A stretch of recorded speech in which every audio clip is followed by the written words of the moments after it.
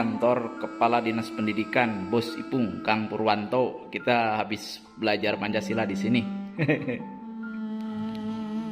Coba Kak Adit.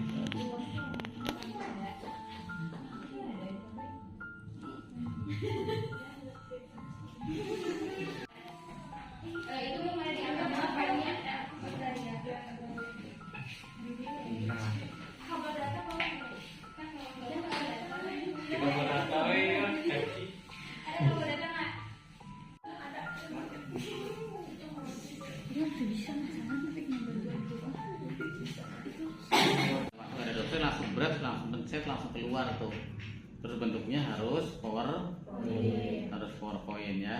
Nah, terus mohon nanti yang diterangin PowerPoint-nya aja. PowerPoint-nya ya.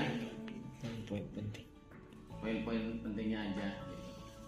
Nah, oke, sekarang berarti ini kan waktunya udah mau habis tuh, udah habis. Jadi kalian harus kuliah yang lain lagi kan? Gini, oke duduk. Nanti untuk yang lain, pokoknya aturan mainnya kayak gitu. Jadi PowerPoint saya sebelumnya udah dibagi ya, udah dikasih ke yang lain sekalian. Begitu masuk udah nggak usah ngotak-ngatik, untuk dipersiapin dari rumah. Belajar memanage waktu yang sebentar untuk perkuliahan bisa berjalan secara efektif, gitu ya. Nah, kemudian ini kan berbicara tentang Pancasila sebagai dasar negara, gitu ya. Kemarin kalian udah belajar di materi pertemuan 1, 2, makalah 1 ke 2 bagaimana Pancasila pasca pra kemerdekaan itu dirumuskan, kemudian pasca kemerdekaan dirumuskan sehingga disahkanlah menjadi Pancasila yang menjadi dasar negara Republik Indonesia. Pancasila dulu Soekarno menyebutnya memberikan ide Pancasila sebagai dasar negara. Soekarno itu dulu menyebutnya yang kebangsaan.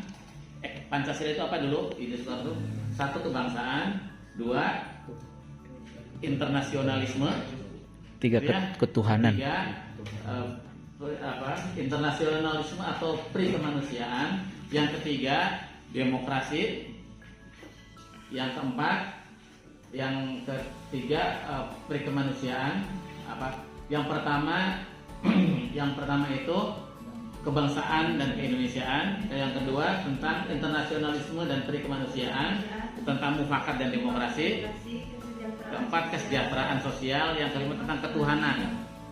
Pancasilanya Soekarno, idenya itu seperti itu.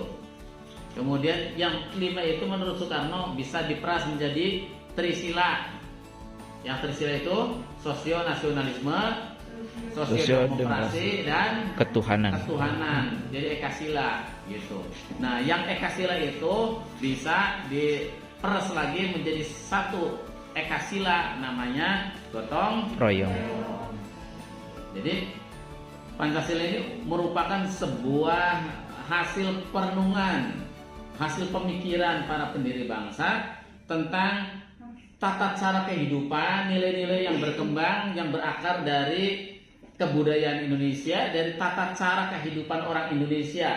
Dirumuskan, dipikirin, kemudian banyak yang mengasih ide, termasuk Soekarno, ada Muhammad Yamin, begitu ya. Nah, yang Pancasila, yang konsep awalnya itu seperti itu. Jadi trisila, jadi ekasila. Ekasila itu gotong royong, itu dalam pandangan Soekarno itu menjadi sesuatu yang gotong royong itu udah ada nilai ketuhanannya, udah nilai pri-kemanusiaannya, udah ada nilai demokrasinya, udah ada nilai kesejahteraannya, gitu. Disebutnya gotong royong. Kalau mau yang 5 itu kebanyakan udah ekasila. Ekasila itu gotong royong, segala macam harus digotong royongkan, dikerjasamakan. Di situ karena di situ mempunyai nilai ketuhanan, kemanusiaan, persatuan, dan kesejahteraan. Kemudian kalau enggak Pancasila ya trisila.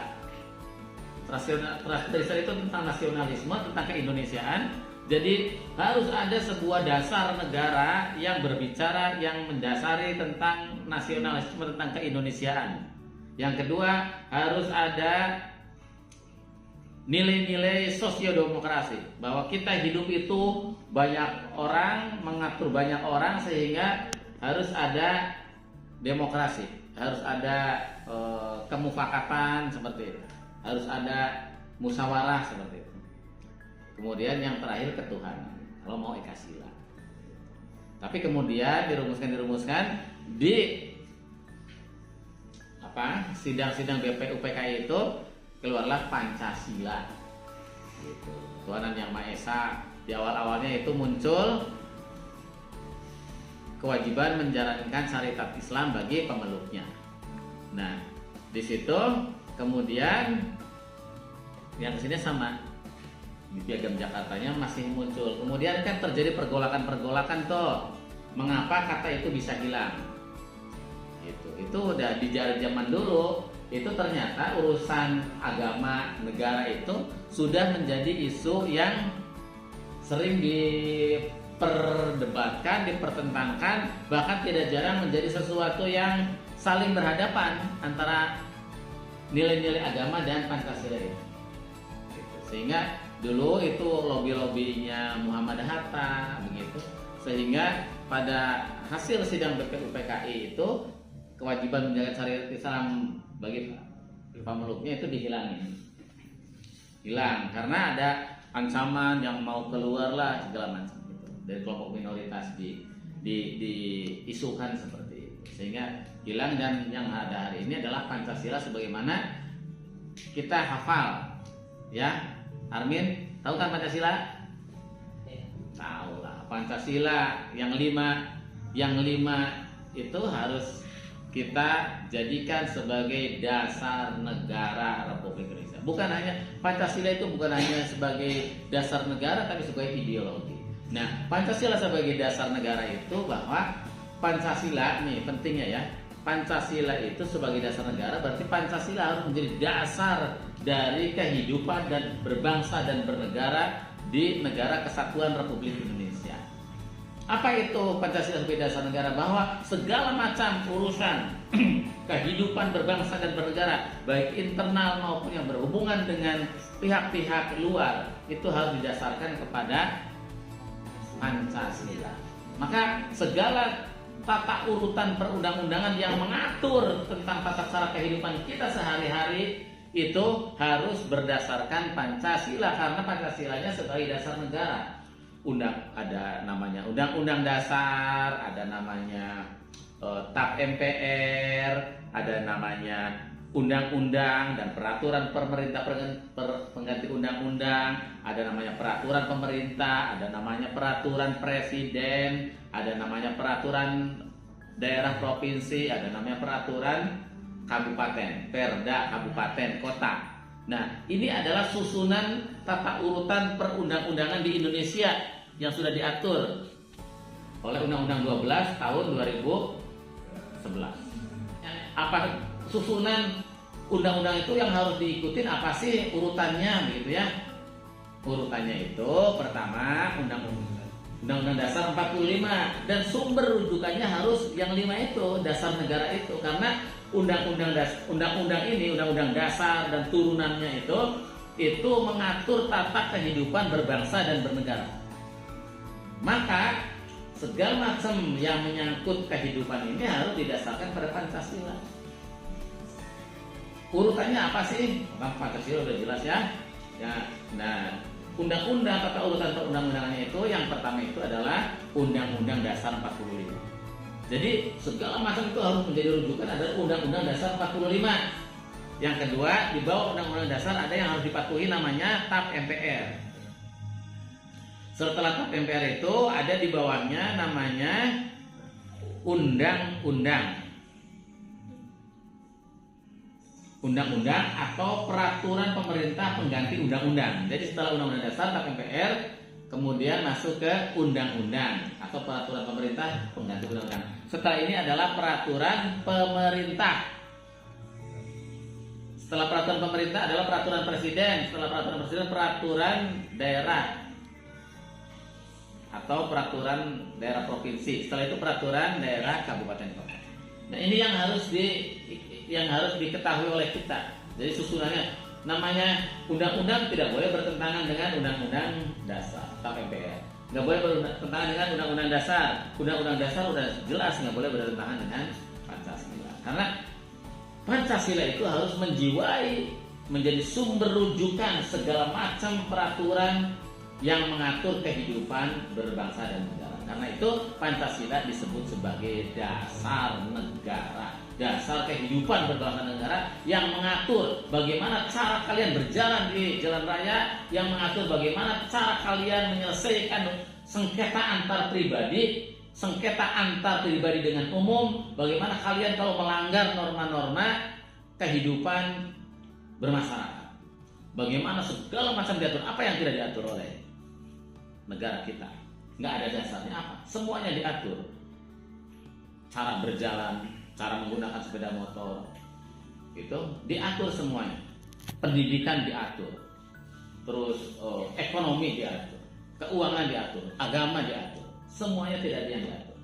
Semuanya diatur dan rujukannya semuanya harus ke dasar negara, yakni Pancasila. Jadi Pancasila itu harus menjadi ruh yang menjiwai seluruh tata urutan perundang-undangan di negara kita Indonesia. Intinya itu.